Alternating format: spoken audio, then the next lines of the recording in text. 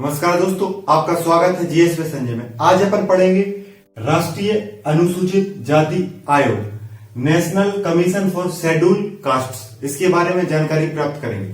सबसे पहले जानेंगे कि राष्ट्रीय अनुसूचित जाति आयोग का गठन कब हुआ था और इससे जुड़े संवैधानिक प्रावधान। फिर राष्ट्रीय अनुसूचित जाति आयोग की संरचना की बात करेंगे, प्रमुख कार्यों की बात करेंगे जो राष्ट्रीय अनुसूचित जाति आयोग के द्वारा किए जाते हैं और इससे जुड़े हुए महत्वपूर्ण बिंदुओं की चर्चा भी अपन इस वीडियो में करेंगे। तो सबसे पहले अपन समझते हैं कि अनुसूचित जाति क्या होती है, क्योंकि जिसके लिए आयोग बनाया गया है, जिसके लिए राष्ट्रीय आयोग बनाया गया है, वो क्या होती है अनुसूचित जाति, जिसे इंग्लिश में शेड्यूल कास्ट कहा जाता है, वो होती क्या है। यह जो अनुसूचित जाति है, अनुसूचित शब्द मतलब कि सूचीबद्ध करना, किसी की सूची बनाना। तो संविधान में जो जातियों की सूची बनाई गई है उसे उन्हें अनुसूचित जाति कहा जाता है। यह एक समय ऐसी जातियां थी, अनुसूचित जाति जिसे आज अपन कहते हैं, वो एक समय ऐसी जातियां थी जो अति शूद्र थी, बहिष्कृत समाज में जीवन जीती थी, पिछड़ा पड़वाना जीवन जीती थी। इन्हें हरिजन कहा जाता था, इन्हें दलित कहा जाता था।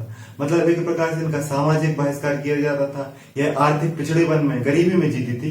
उनको जब संविधान में सूचीबद्ध किया गया तो उन्हें अनुसूचित जाति कहा गया। इनको अनुसूचित करने का या संविधान में एक सूची के रूप में शामिल करने का उद्देश्य था कि इनका आर्थिक विकास हो सके, इनका सामाजिक विकास हो सके, इनकी गरीबी दूर हो सके, इनको आरक्षण और शिक्षा में मतलब कि चुनाव शिक्षा आदि में आरक्षण देके इनका उत्थान किया जा सके। इसीलिए इनकी एक सूची बनाई गई और इनको आर्थिक रूप से सशक्त बनाने के लिए, सामाजिक रूप से सशक्त बनाने के लिए आरक्षण की व्यवस्था की गई। संविधान के अनुच्छेद 17 में अस्पृश्यता या छुआछूत का अंत करने की बात कही गई। तो ऐसी जाति को अनुसूचित जाति कहते हैं जिनको संविधान में अनुसूचित किया गया ताकि इनका जो पिछड़ापन है वह दूर किया जाए। तो आप समझ गए होंगे कि अनुसूचित जाति एक्चुअली होती क्या है। अब बात करते हैं कि इसका गठन कब हुआ। तो राष्ट्रीय अनुसूचित जाति आयोग का जो गठन है, संवैधानिक प्रावधान देखें इसके तो यह भाग 16 में उल्लेखित है। अनुसूचित जाति आयोग है जो उसका उल्लेख संविधान के भाग 16 में है और अनुच्छेद 338 में है। भाग 16 अनुच्छेद 338 आपको याद रखना है कि राष्ट्रीय अनुसूचित जाति आयोग का उल्लेख भाग 16 में है और अनुच्छेद 338 में। अनुच्छेद 338 में एससी कमीशन का, एसटी कमीशन का, ओबीसी कमीशन का, तीनों का उल्लेख किस अनुच्छेद में है? अनुच्छेद 338 में। तो इस अनुच्छेद को आपको याद रखना है। भाग 16 भारत के संविधान का भाग 16 कहता है कि कुछ वर्गों के लिए विशेष प्रावधान किए जाएंगे। तो भाग 16 में 338 में राष्ट्रीय अनुसूचित जाति आयोग के बारे में जानकारी दी गई। अब बात करें तो सबसे पहले जब संविधान का गठन किया गया तो 338 में लिखा गया कि अनुसूचित जाति के लिए एक विशेष अधिकारी होगा, एक आयुक्त होगा, जिसे क्या बोला जाता था? अनुसूचित जाति आयुक्त तो बोला जाता था, जो अनुसूचित जाति से संबंधित कार्यों को देखता था। एक आयुक्त था, एक व्यक्ति था, कमिश्नर समझ लो आप, एक आयुक्त तो बोला जाता जिसे, वह कार्य देखता था। लेकिन 65वें संविधान संशोधन से उस 1990 में उस आयुक्त की जगह आयोग बना दिया गया। आयुक्त एक व्यक्ति होता था, लेकिन आयोग में क्या हो, बहुसदस्यीय होगा, बहुत सारे लोगों को मिलकर एक बहुसदस्यीय संस्था बना दी गई। कब? 1990 में।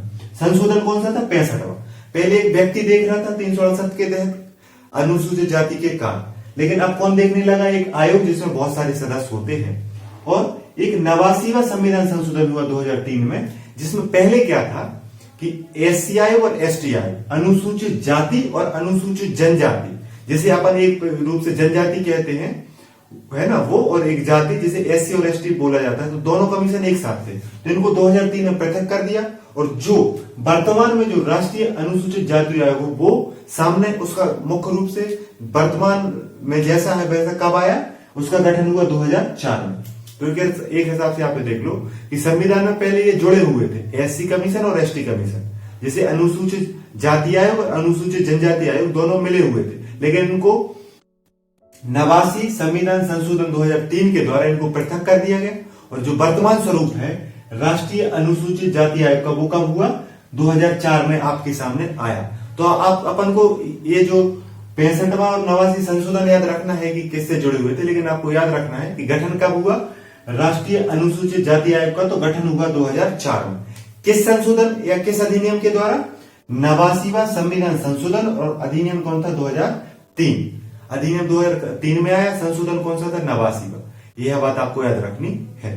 तो आपको क्या क्या चीज याद रखनी है कि भाग 16 में राष्ट्रीय अनुसूचित जाति आयोग का उल्लेख है, अनुच्छेद 338 में है, संविधान का संशोधन 89 में है, गठन कब हुआ 2004 में। अब देखते हैं अपन कि राष्ट्रीय अनुसूचित जाति आयोग, जिसे अपन national commission for schedule caste बोलते हैं, उसकी संरचना क्या है। राष्ट्रीय अनुसूचित जाति आयोग की अगर संरचना की बात करें तो इसमें एक अध्यक्ष होता है, एक उपाध्यक्ष होता है और 3 सदस्य होते हैं, जिसमें उन 3 सदस्यों में एक महिला शामिल होती है।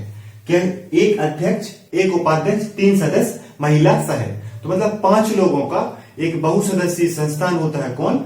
राष्ट्रीय अनुसूचित जाति आयोग। इसमें अध्यक्ष, उपाध्यक्ष 3 सदस्य होते हैं, 3 सदस्यों में एक महिला भी शामिल होती है। यह बात आपको याद रखनी। इनकी नियुक्ति राष्ट्रपति के द्वारा की जाती है। राष्ट्रीय अनुसूचित जाति आयोग के जो सदस्य और अध्यक्ष होते हैं उनकी नियुक्ति किससे की जाती है? राष्ट्रपति के द्वारा की जाती है। और यह एससी समाज से ही आते हैं। इनकी जाति भी क्या होती है? एससी होती है। या अनुसूचित जाति के लोगों को ही इसका अध्यक्ष और सदस्य बना जाता है, जिससे यह अपनी जाति के लिए अच्छे से कार्य कर सकें, क्योंकि यह अपनी समस्याओं को समझते हैं। इनकी विशेषज्ञता यही होती है कि अनुसूचित जाति से हो और यह अनुभव रखते हो, जिससे यह उस जाति के क्षेत्र में या उनके विकास में कार्य कर सकें। कार्यकाल की बात करें तो जो अनुसूचित जाति आयोग के जो सदस्य और अध्यक्ष होते हैं, उन सदस्य और अध्यक्ष उपाध्यक्ष तीनों का कार्यकाल 3 वर्ष का होता है। हमारी केस में उस तरह से उल्लेख नहीं किया गया है कि अधिकतम उम्र क्या होगी। कार्यकाल 3 वर्ष का है। आपको याद रखना है कार्यकाल कितना है, दोनों का। आपको भ्रमित करने के लिए वो दे देंगे अध्यक्ष का 5 वर्ष का है और सदस्यों का 3 वर्ष का, नहीं, दोनों का ही, उपाध्यक्ष तीनों का ही, अध्यक्ष उपाध्यक्ष सदस्य तीनों का ही कार्यकाल कितने वर्ष का है? 3 वर्ष का है ना। वेतन सेवा शर्त कौन तय करता है? राष्ट्रपति के द्वारा तय की जाती है। किसके द्वारा? राष्ट्रपति की। क्योंकि जो अनुसूचित जनजाति राष्ट्रीय अनुसूचित जाति आयोग है, राष्ट्रीय अनुसूचित जाति आयोग है, यह एक संवैधानिक आयोग है। इसके उल्लेख संविधान के अनुच्छेद 338 में किया गया है। तो इसकी जो सेवा शर्तें हैं वो राष्ट्रपति के द्वारा तय की जाती है। सदस्य और अध्यक्ष की नियुक्ति भी राष्ट्रपति के द्वारा होती है। अगर इनको पद से हटाने की बात करें तो अगर ये कदाचार करते हैं, भ्रष्टाचार करते हैं या कार्य करने में असमर्था दिखाते हैं तो राष्ट्रपति द्वारा इनको हटाया भी जा सकता है। लेकिन एक मौका दिया जाएगा कि इनको क्यों हटाया जा रहा है, इनको मतलब कि इनकी सुनवाई का उचित अवसर दिया जाएगा। लेकिन अगर ये उसको सही साबित नहीं कर पाते तो इनको फिर हटा दिया जाता है राष्ट्रपति के द्वारा। अब अपन देखते हैं कि राष्ट्रीय अनुसूचित जाति आयोग कौन कौन से कार्य करता है। राष्ट्रीय अनुसूचित जाति आयोग के कार्यों की बात करें तो अनुसूचित जाति से जुड़े संवैधानिक कानूनों की समीक्षा करना, उनका परीक्षण करना, उनमें सुधार की सिफारिश करना।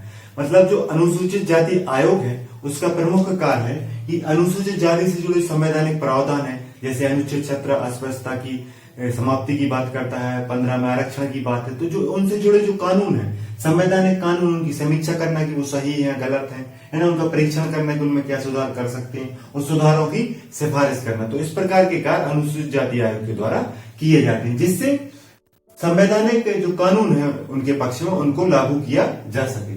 अब दूसरा कार्य है अनुसूचित जातियों के संरक्षण व अधिकार की रक्षा करना और उनकी उल्लंघन की शिकायतों की जांच करना।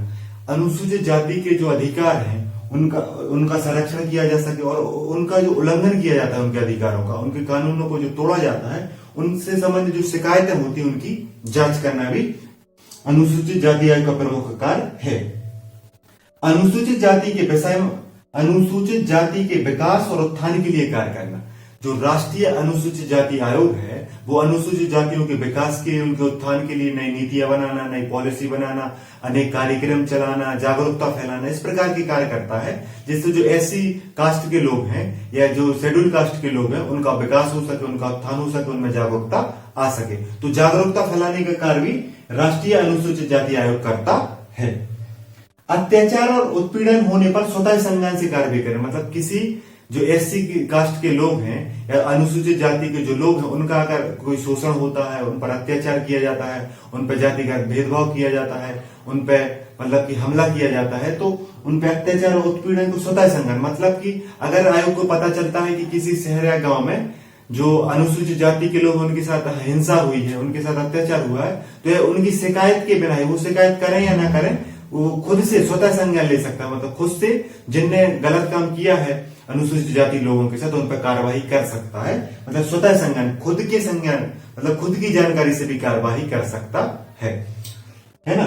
और राष्ट्रपति तो राष्ट्रपति को प्रतिबंध सौंपना, जो अनुसूचित जाति आयोग है वह राष्ट्रपति को प्रतिवर्ष प्रतिवेदन सौंपता है और राष्ट्रपति उस रिपोर्ट को या उस प्रतिवेदन को संसद के सामने रखता है। तो मतलब कि जो अनुसूचित जाति से जुड़े जो जानकारी है साल भर में, जो उनके प्रति कार्यक्रम चलाए गए, जो कार्यवाही की आयोग ने, वह जानकारी वो राष्ट्रपति को एक प्रतिवेदन या रिपोर्ट बना के राष्ट्रपति को सौंपता है तथा राष्ट्रपति उस रिपोर्ट को संसद के सामने रखते हैं, जिससे संसद जो अनुसूचित जाति के लोग हों उनके संबंध में कार्यवाही कर सके, उनके विकास के लिए नीतियां बना सके, उनके विकास के लिए कार्यक्रम चला सके। तो इसलिए राष्ट्रीय अनुसूचित जाति आयोग राष्ट्रपति को प्रतिवर्ष प्रतिवेदन सौंपता है, जो राष्ट्रपति संसद के सामने रखता है, जिससे सरकार अनुसूचित जाति के संबंध में कार्यवाही कर सके, उनके संबंध में नीतियां बना सके, योजना लागू कर सके। तो ये प्रमुख कार्य थे। अब देखते हैं राष्ट्रीय अनुसूचित जाति आयोग से जुड़े महत्वपूर्ण बिंदु की चर्चा करें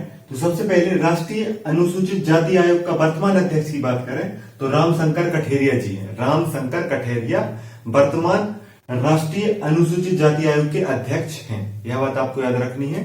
रामशंकर कठेरिया वर्तमान में राष्ट्रीय अनुसूचित जाति आयोग के अध्यक्ष हैं और यह एक संवैधानिक आयोग है। जो राष्ट्रीय अनुसूचित जाति आयोग है, जिसे अपन एससी कमीशन भी बोलते हैं, वह एक संवैधानिक आयोग है, क्योंकि इसका उल्लेख संविधान में है। इसको शक्तियां संविधान से प्राप्त होती हैं और यह संविधान में उल्लेखित कार्यों को करने की कोशिश करता है और उसी कार्यों के उद्देश्य के लिए इसका गठन किया गया था। तो यह संवैधानिक आयोग है और इसको सिविल न्यायालय की शक्तियां प्राप्त है। जैसे एक सिविल न्यायालय को शक्तियां प्राप्त होती है, उसको एक सिविल न्यायालय की शक्तियां प्राप्त है। यह किसी व्यक्ति को समन जारी कर सकता है और अपने पास उसको गवाही के रूप में या उससे कुछ जानकारी प्राप्त करने के लिए अपने पास बुला सकता है। और इसका सबसे प्रमुख काम है अनुसूचित जाति लोगों के उन मुद्दों को देखना जिनसे उनका विकास हो सके, जिससे उनको मुख्य धारा में शामिल किया जा सके, जिससे उनका उत्थान किया जा सके और उन पर हो रहे अपराध को, उन पर हो रहे अत्याचार को, उन पर हो रहे उत्पीड़न को रोका सके। इसी के उद्देश्य से राष्ट्रीय अनुसूचित जाति आयोग को संविधान में शामिल किया गया था और इसी की सेवाओं पर उनको आरक्षण दिया जाता है, उनको शिक्षा के अवसर दिए जाते हैं, उनके विकास के लिए विभिन्न नीतियां बनाई जाती हैं। तो यह एक संवैधानिक आयोग है। अनुच्छेद 338 राष्ट्रीय अनुसूचित जाति आयोग का व्यवस्था करता है, प्रावधान करता है और भाग 16 में इसकी जानकारी दी गई। आपको अनुच्छेद इसलिए याद रखना है क्योंकि एमपीपीएससी में डायरेक्ट अनुच्छेद करके भी क्वेश्चन पूछ दिए जाते हैं। और अनुच्छेद 338 इसलिए याद रखना है कि अनुच्छेद 338 में राष्ट्रीय अनुसूचित जाति आयोग है।